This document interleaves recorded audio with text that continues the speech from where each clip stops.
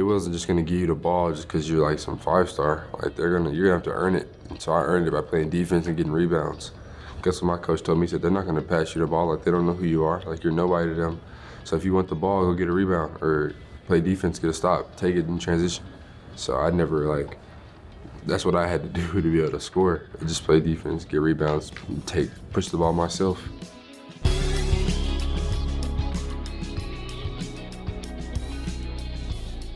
What's being a freshman at the University of Arkansas been like for you?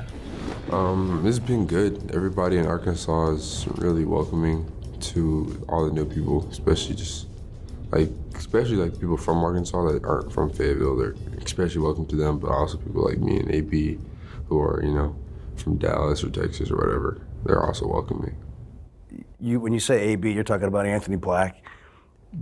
Did you guys play a lot of ball coming up together throughout high school? We've seen each other a lot, and we've gotten a chance to play each other in camps and stuff like that. It hasn't really been just team on team, but we've always seen each other around Dallas all the time, just random things. We just see each other, be like, oh, what's up, AB? Hey, how you doing? Normal conversation, then boom, we off doing whatever. What was it like kind of playing ball in the Dallas area, being recruited, being a high-profile recruit? Does that seem like a long time ago now?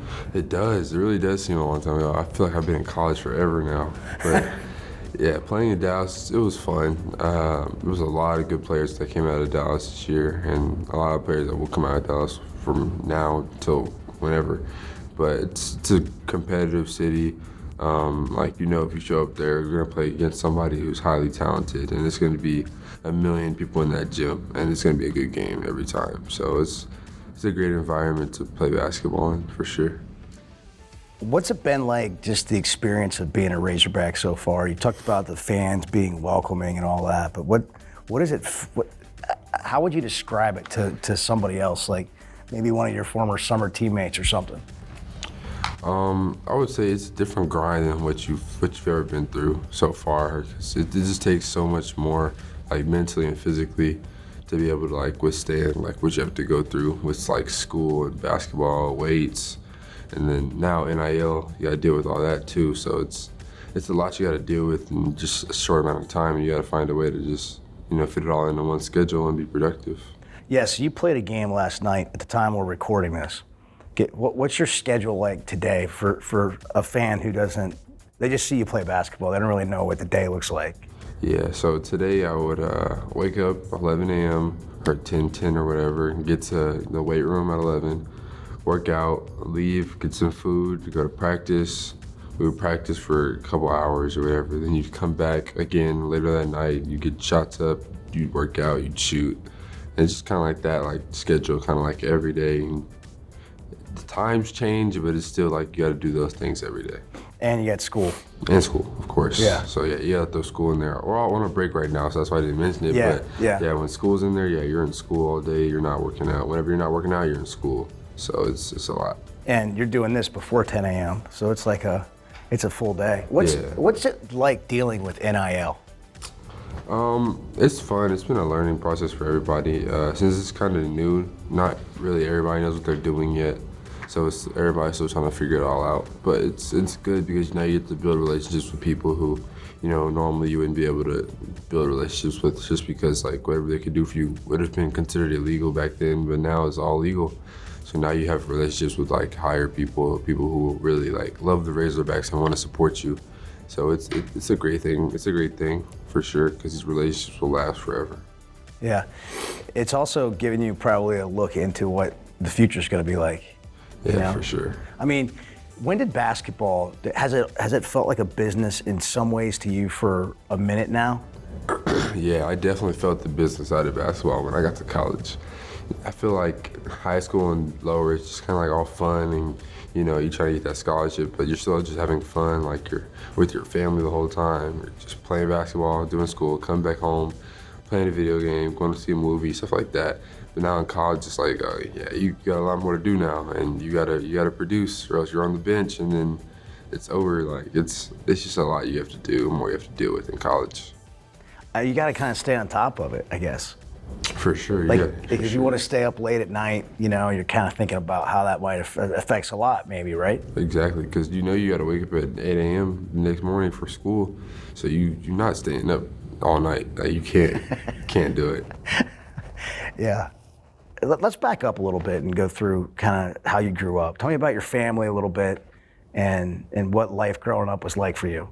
So yeah, I grew up in Dallas. I went to school in South Oak Cliff. My dad's from St. Louis.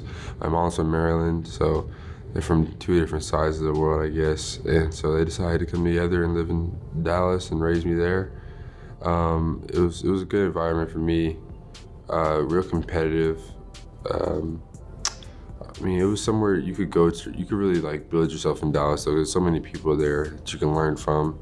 So many you have access to so many different things just because the city's so big, and Texas is just so big. So you could really do whatever you want in the city. Like everything was always available to you, but it's not always good things that are available to you. But so you had to learn how to filter that out when you got older. But it's still a great city to live in for sure. How about sports? Did you play a lot of sports?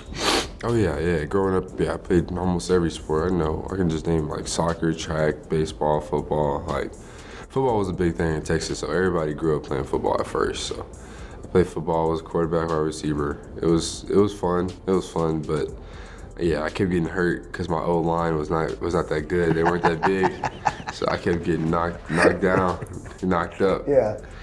So yeah, they made me stop that. When did you stop that? I probably stopped like freshman year. Yeah. Probably, yeah. And then I took basketball like super serious because I ended up being better at basketball. So that became my one and only. Yeah. Were you tall your whole life? I mean, you know what I mean. Like at a young age, were you? Yeah, pretty much. There was a time when I was like not considered the tallest person on my team, but then the growth spurt happened, and then boom. After that, it was like, yeah, he's got to play center now. He's the biggest one on the team. So. Yeah, I hear you and AB talk about playing soccer, and I look at you and I just can't see you playing soccer at your size, But you weren't always this size. Yeah. We used to be a lot shorter. Yeah, me and AB used to be a lot shorter. When did you hit your growth spurt? Do you remember? I'm thinking, I know I hit one kind of close to like maybe fourth grade, probably. One before then. And Dude, then, I haven't grown since fourth grade, so this is fascinating for me. For real though, you at fourth grade, you're like, yeah. When did you first dunk? My first dunk, like in a game, was in 7th grade. I think, yeah, 7th Dang. grade. My first dunk. I think I was like 6'4" in 7th grade. Yeah. 6'4", 6'5", something like that. But yeah. So that was my first time dunking, and I was really tall in 7th grade compared to everybody else though. So it's kind of crazy. You would see me on the court, everybody be like right here. I'm just like up here. I'm like, Yeah. This isn't fair, but it was fun. What's your official height right now? 6'7", Okay. So, and what's your wingspan? 7'3". Yeah. Yes, sir. So you play taller than 6'7". For sure. Try and guard everybody. Yeah. Well, I have heard people talk about they're impressed by, here comes this 5-star guy that's highly recruited, and he's playing his butt off on defense, which sometimes takes a while. Where did you get that from? It was kind of a part of growing up in Dallas. Like, you wasn't always like playing with older guys and like open gym and stuff like that. Like, they wasn't just gonna give you the ball just because you're like some 5-star. Like, you're gonna have to earn it. And so I earned it by playing defense and getting rebounds. Guess what my coach told me? He said, they're not going to pass you the ball. Like, they don't know who you are. Like, you're nobody to them. So if you want the ball, go get a rebound or play defense, get a stop, take it in transition. So I never, that's what I had to do to be able to score. I just play defense, get rebounds, and push the ball myself. When did you know you were really good? You had a future in this game. Probably when freshman year or 8th grade year, when I started getting offers. I knew that, okay, I can make something of basketball. Like, this could really be my life for the rest of my life. This could be it. And once you get the first offer, then you're kind of like, okay, yeah, I got one, but I want to be a little comfortable and be 2 or 3 more. And then once they came, it was like, okay, yeah, I'm solid. I got 4, I'm good. And then after that, they just ended up keep coming, and I was just happy I was able to choose where I wanted to go, and I chose Arkansas. The lob, Jordan Walsh to the top floor. What are some of your best memories from high school playing basketball? Just highlights.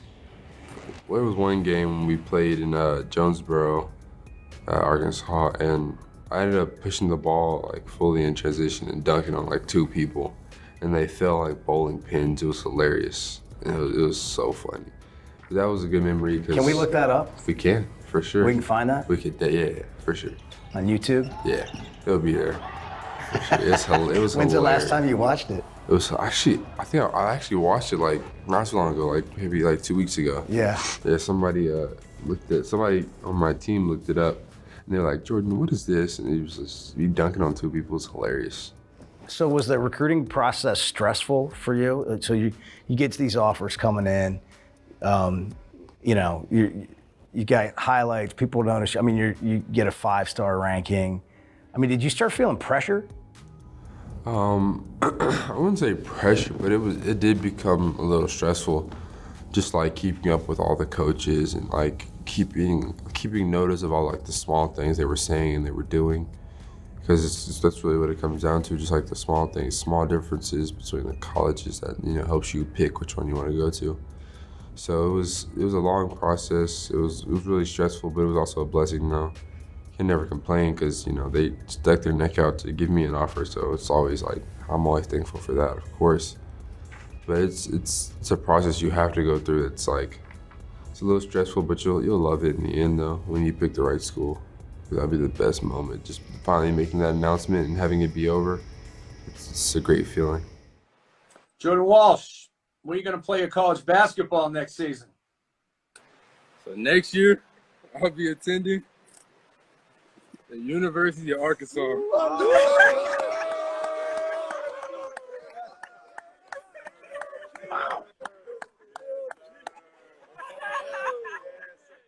was the hardest part navigating, figuring out where you wanted to go to school? I feel like the hardest part was just like navigating through like what was real and what was fake in the recruiting process, because like people could tell you anything about every school, and not all of it's real. So you could go somewhere based off like lies that you're being told, maybe not by the coaching staff, but like fans and people, or people that want you to go there.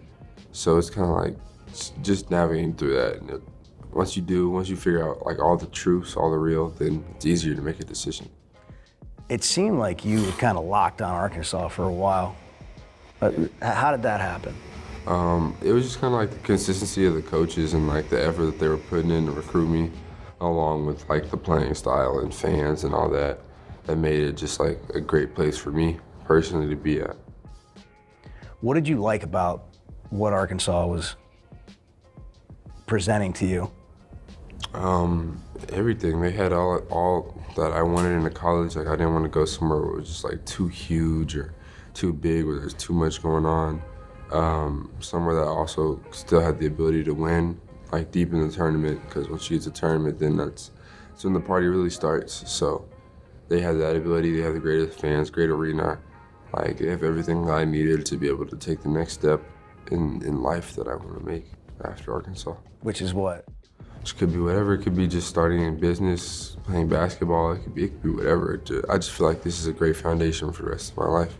Yeah, a lot of former Razorbacks doing a lot of things. I guess you've met some of them. Yeah, I met a lot of them. Yeah. Definitely. Yeah, what do you see in that? What kind of resonates with you there?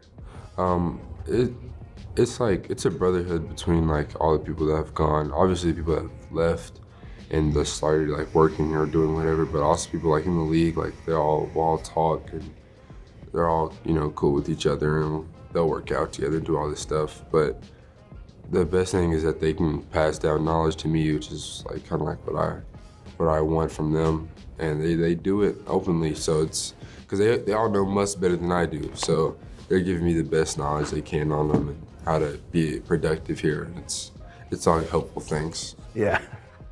We have 4 guys going totally casual. You're not getting anything out of it unless you go game speed. You got to go game speed and mentally mentally, you got to put yourself in the game. There should never be a turnover. Muss is a former NBA guy with a system that feels like it prepares you for that. At least that's what I hear from guys like yourself. What's that experience been like? And everybody sees his demeanor and how he is, but what do people maybe not know? Well, yeah, he is great at preparing you for the league. Obviously, he's been there, and obviously as a staff who's been there. It's also a grind. Like, people don't understand, like, the grind and the work that goes into it, like, behind the scenes, like, in the gym for, like, 4 or 5 hours, like, all day, just working. And, I mean, that's what they do in the league. Like, they're sitting in the gym, they're working out maybe 2 hours before practice. They're in the gym shooting before practice. Then after practice, they're shooting for another couple hours. Like, stuff like that you don't really know what goes on and really prepares you for the next level.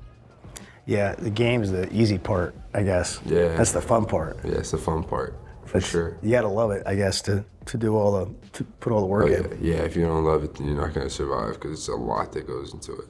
It is already loud here at Bud Walton. When I say Bud Walton Arena, what comes to mind?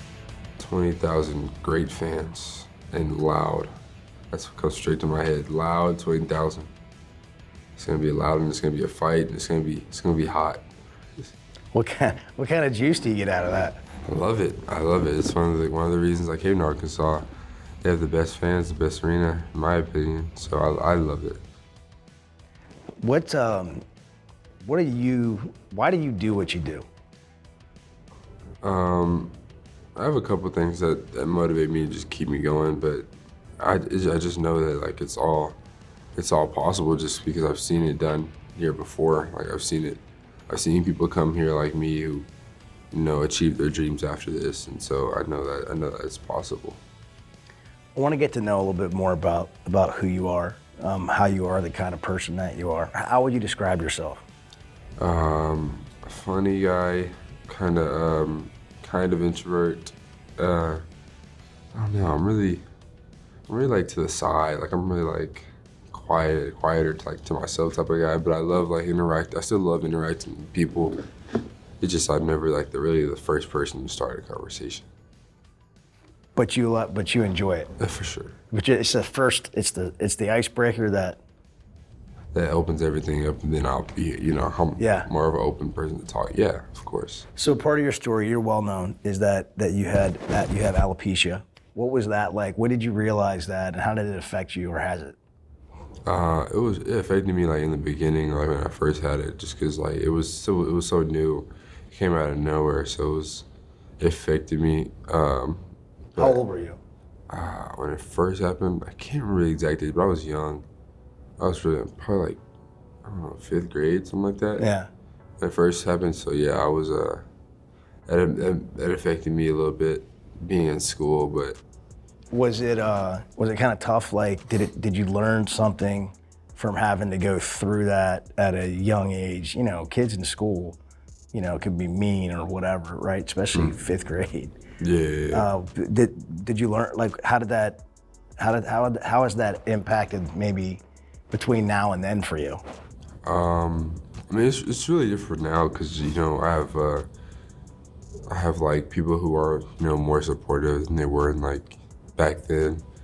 So now it's just easier, and now it's kind of like, I kind of just like grew up myself. I was like, okay, this is me. Like, it is what it is. I'm special. Just, like, that's how I'm gonna live with it.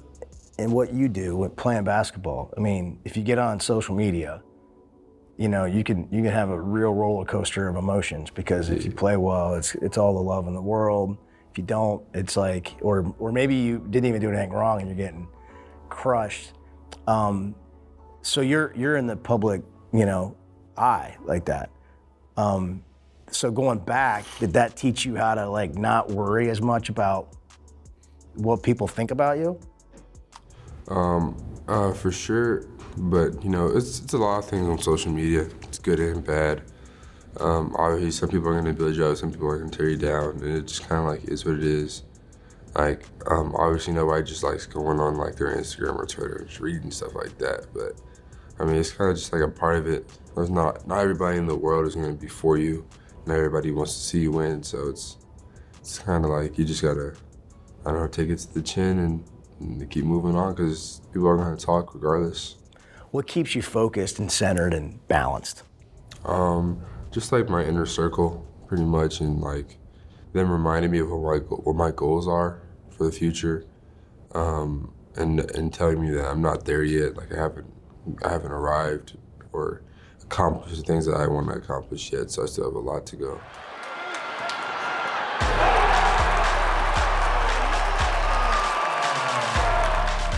Watching you come in as a 5-star recruit, McDonald's All-American, Jordan Brand Classic,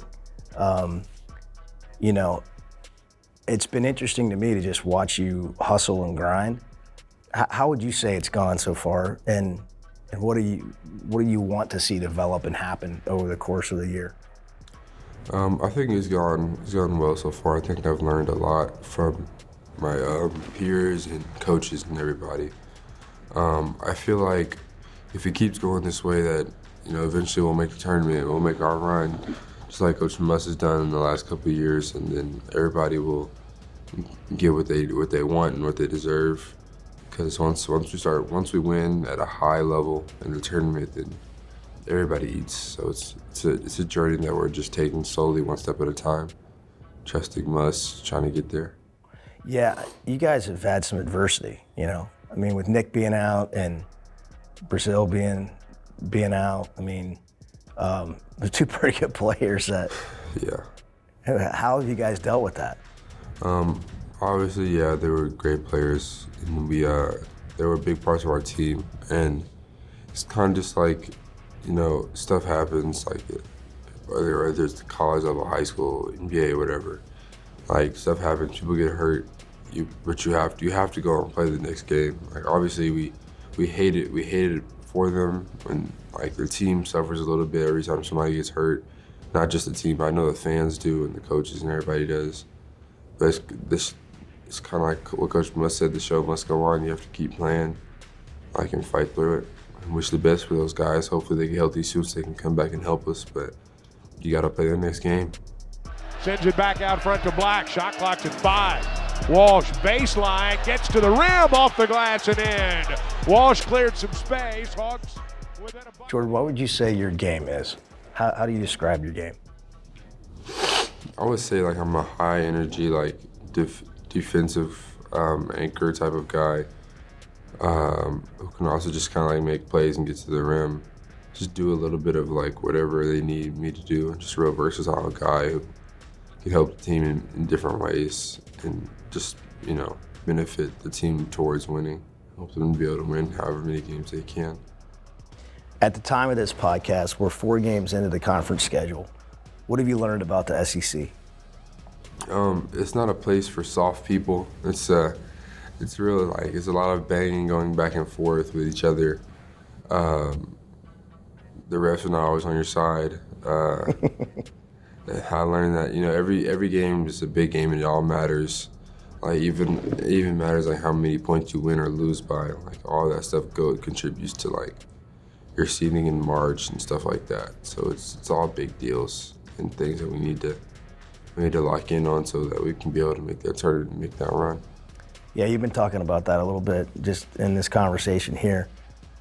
Goals for this year, maybe not specifically, but obviously, is that what the focus is for you and this team? That's everybody's goal, pretty much, is to get past what Coach Muss has done in the last 2 years, and that's kind of what everybody wants, because then everybody succeeds off of that. What about beyond Arkansas? I mean, obviously, you're a highly, recruited, ranked player with NBA potential, obviously. So what are your thoughts there? I'm kind of just riding the season out, just trying to see where it takes me. If it ends up taking me to the league, then I'll go there and do the best I can to help that team win.